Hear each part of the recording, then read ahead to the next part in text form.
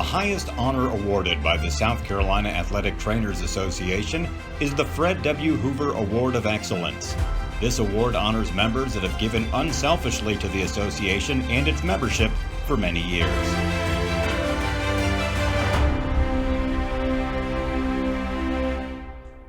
Today is June 30th, 2021. My name is Kevin Ennis. I'm a part of the South Carolina Athletic Trainers Association History Committee. And today we have the privilege of honor of interviewing Fred Hoover, longtime athletic trainer at Clemson and one of the founders of the South Carolina Athletic Trainers Association. Fred, first, we want to thank you for being here with us today. And if you would sit back just a little bit so we can see more of you. Thank you. Is that good? And yes, sir. All right, I'm right here. Okay, we're going to get started. Okay. Where did you go to school? Where did I go to school? Florida State University. And what was your degree and your field of study? My degree was in physical education, and I studied physical education and physiology of exercise. All right, sir. And how did your career path lead you to South Carolina? Well, on a clinic one day, well, to give you a little brief history, I was a trainer at Florida State, one of the first trainer there. They hired me as a senior. And that I was called into the military. The Air Force had an ROTC commitment, so I went in the Air Force. And when I came back, they named Don Falls and I co-trainers. But I was on a clinic down there, and a gentleman walked up and said, "Hey, boy, I want to talk to you." And it was Frank Howard. And I was finished a little talk on sports medicine on a football clinic, and he was coming up next. He says, "Wait, I want to talk to you. Wait till after my talk." So anyway, the bottom line is we talked, and I think I told you this story before, but I'll quickly. He went out to his hotel. He said, "Come on, I've got to speak at a banquet, but I want to talk to you before I leave early in the morning." Well, we'll go out there, and we're sitting in his hotel room, and he's piddling with an upper false tooth plate. And he couldn't. He said, "It's uncomfortable." And he said, "I got to wear it," but he says, "I got to have it to make the talk." Well, anyway, he said, "Are you a dentist?" I said, "No, sir, I'm no dentist. I don't know anything about the dental work." But I said, "Let's take a look." So he watched it and handed it to me.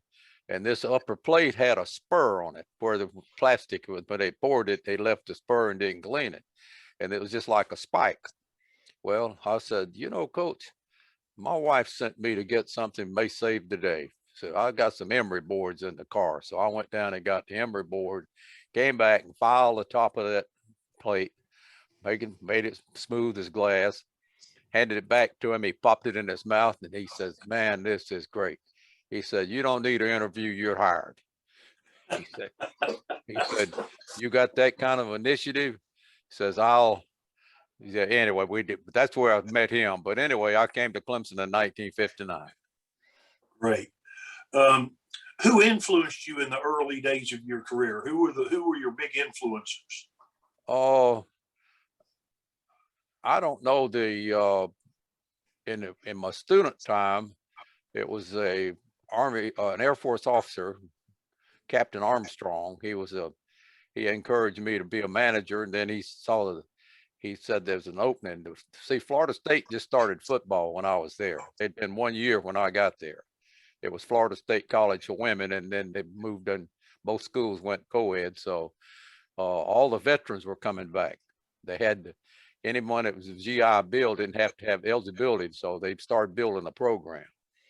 And they had a GA from Indiana there, Eddie Quest, and he kind of took me under his wing, and then I started with him we didn't know there was no such thing as student trainers, but there were student trainers.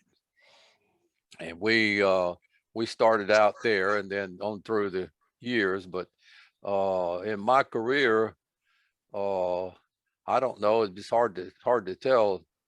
I met a lot of trainers. The association at the NATA then had only about 350, 400 members. And you went to a meeting. The meeting was held at a hotel. One hotel held everything, but you would have a lot of meetings in hotel rooms and talking around the bars and the lobbies, and that's just where. But a lot of people. You met a lot of people. So it was just a lot of people that you met then, and I don't know names, but it's just the idea that I was there as a student, and when I came back out of the service, they made us co-trainers. But then I left with Coach Howard. Things were getting a little different then because the association was growing. And when I came to Clemson, I think there was 3 or 4 trainers in the state at that time, besides myself and Herman McGee, and longtime assistant. He was at Clemson as equipment manager and trainer and just about everything. But then we had Herb Gulick was at South Carolina, and then we had Citadel. Let's see, I can't remember the name, but anyway, we had there was just a couple of us and a couple of doctors who had an interest in sports medicine. Dr. Judd Hare, he had a lot of influence on me. And then Dr.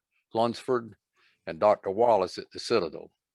And they were early people in the state of South Carolina. The word sports medicine didn't exist as much as just team trainer.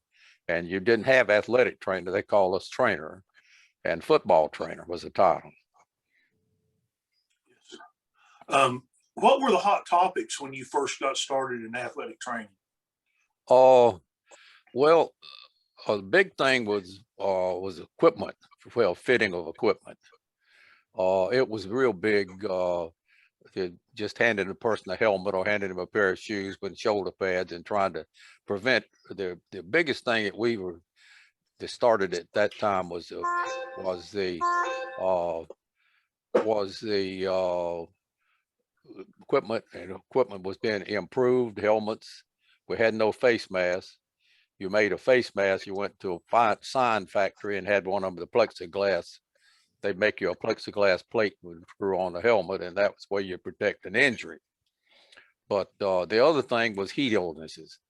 A big topic came up early was the heat problems been developing in the country, and the number of deaths that occurred in the 50s from heat related injuries. Not only were they caused from heat, but caused kidney problems and things of that type, but were related to that. And those were the big topics at that time. Another thing was real big was rehabilitation. Okay. And that was coming from the orthopedics. The orthopedics surgeons were doing more research, and physical therapists doing research, and the rehab was really becoming a topic. How did the coaching fraternity view or accept athletic trainers in those early years, and what battles did you have to endure? What do you mean? What in what way? I mean, how did the coaches accept athletic trainers? Oh, the coaches. Well, at that time, it was we were. The word was the athletic trainer was going to get the athlete back faster. In other words, back with treatments and that. My situation was accepted real well because Coach Howard was sold on the word the athletic trainer, and he had had at a bowl game, Orange Bowl. He had a starting center that had an ankle sprain, and the trainer at Miami at the time, and that was Dave White, treated him and got him back where he could play in the game. And then Coach Howard came back and said, "We're going to find a trainer." That's what one of the coaches told me later. That's what his quote was.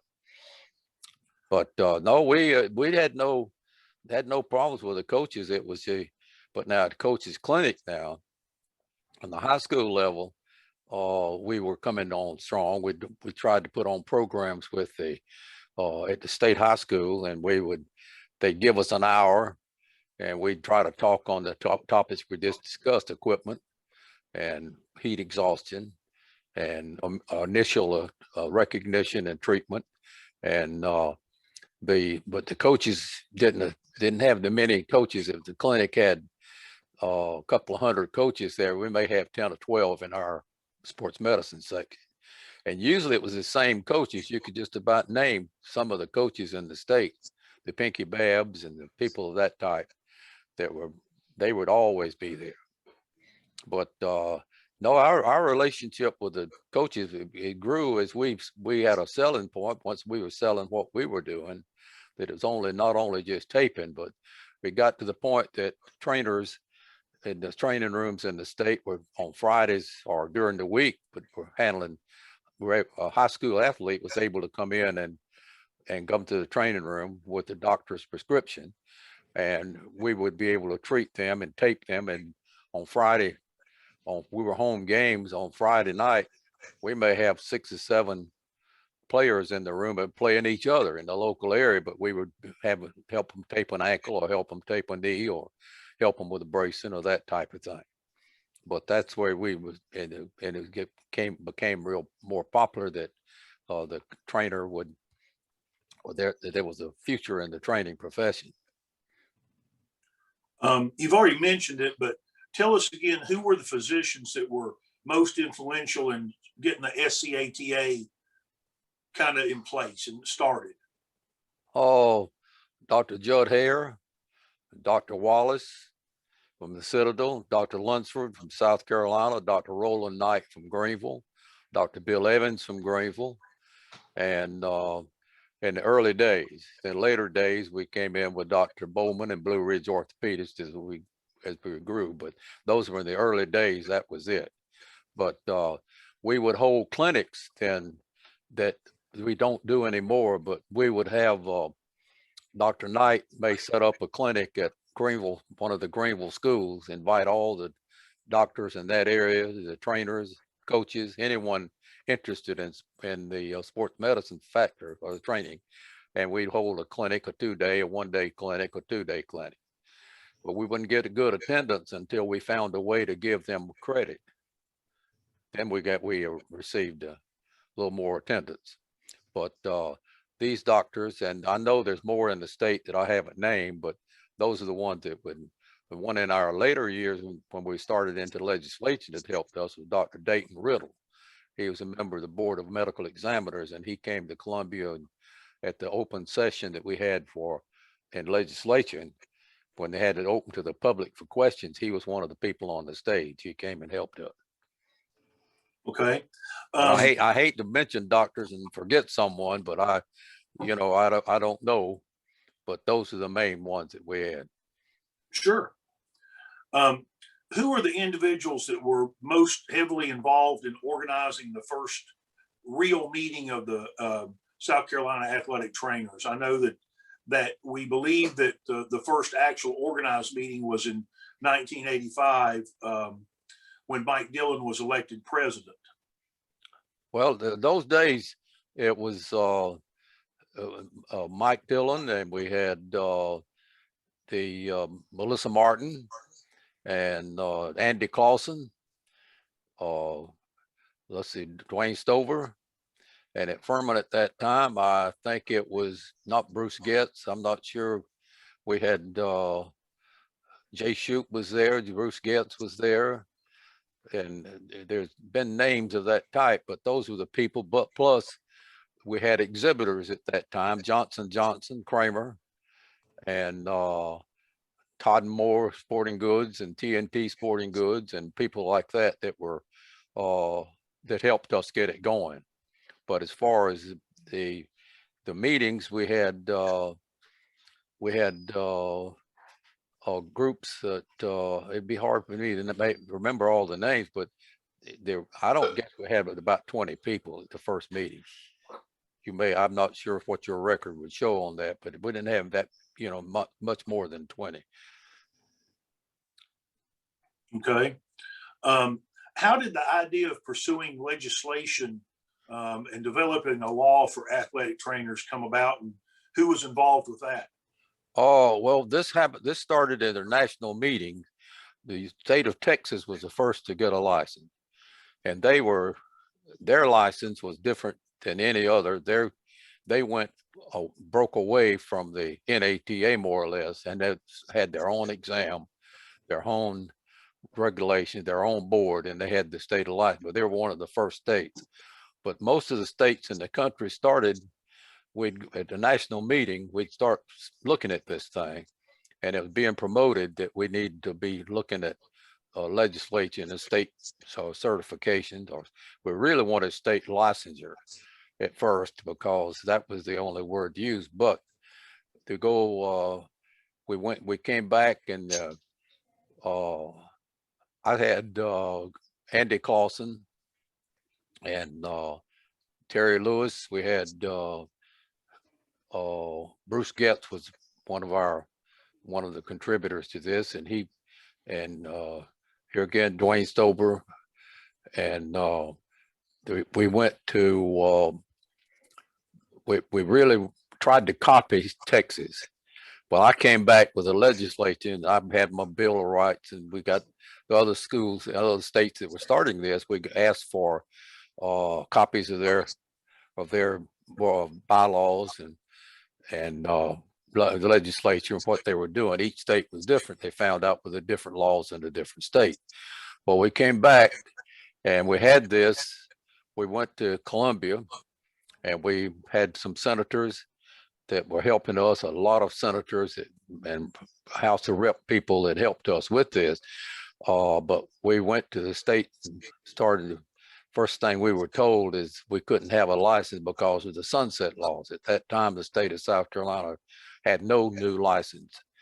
Then we wanted to go under the Board of Medical Examiners. And we started there, and we just started looking for what we could do. And it took us about, I think, from 5 or 6 years to get all of this done.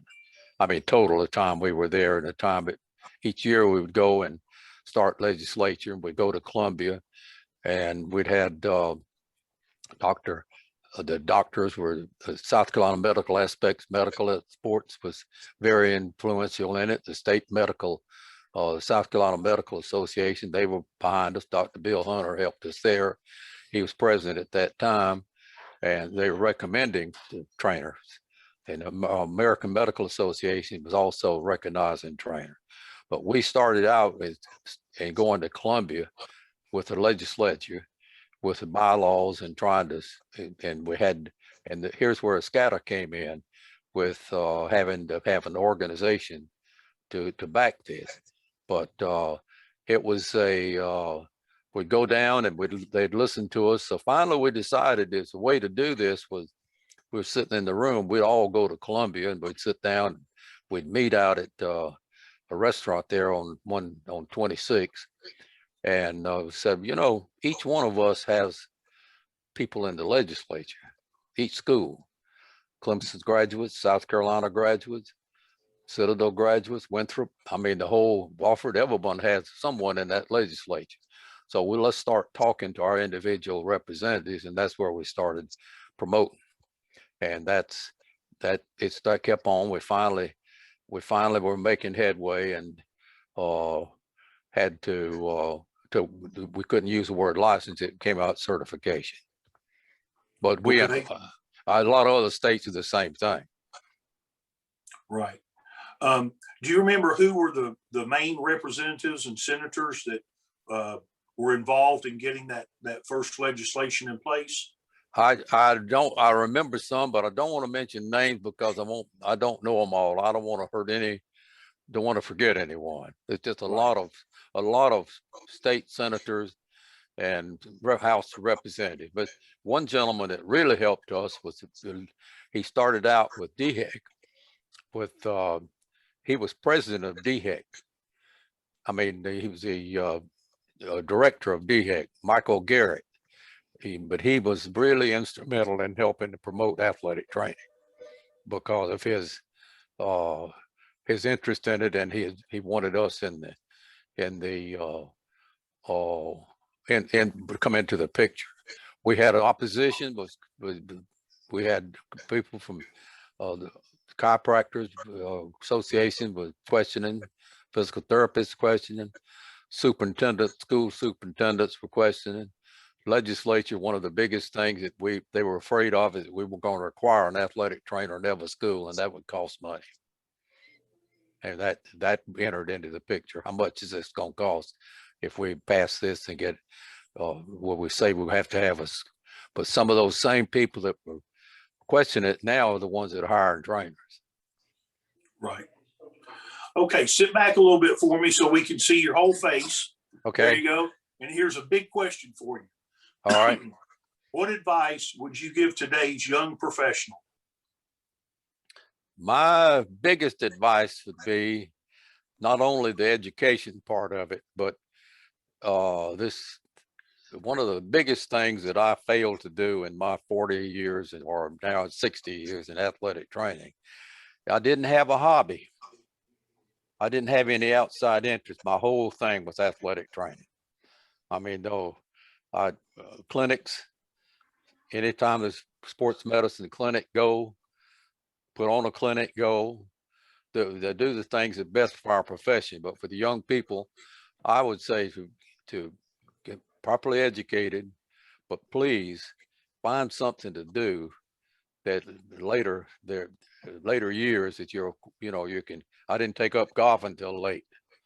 I didn't do this, I didn't do that. But I would say that the biggest thing is the education, that to keep participating. And one of the biggest things that I'm proud of for the state of South Carolina is our students, our trainers, our high school trainers, all trainers, but the high school trainers are active in our association. And this is where they keep young minds, but be active in the association. Take part in committees, voice your opinion, and when you're asked to serve on a committee, serve on it. And then this is the only thing. In other words, be active in the association. Don't just be a member, goes to the meeting for 2 days in Columbia, and that's the only member. Be active year round. Well, Fred, we want to thank you for your time today. Those are all of our questions. And we want to thank you for your dedication to the South Carolina Athletic Trainers Association and to athletic training as a profession in general. And one other thing we do want to do is we want to wish you a very happy birthday. We know it's just a few days away. Oh, they reminded me of that now. Oh, I had one of your board members, Charles Wingert, was here the other day, and he says, "It's your time to give the party now." So he was,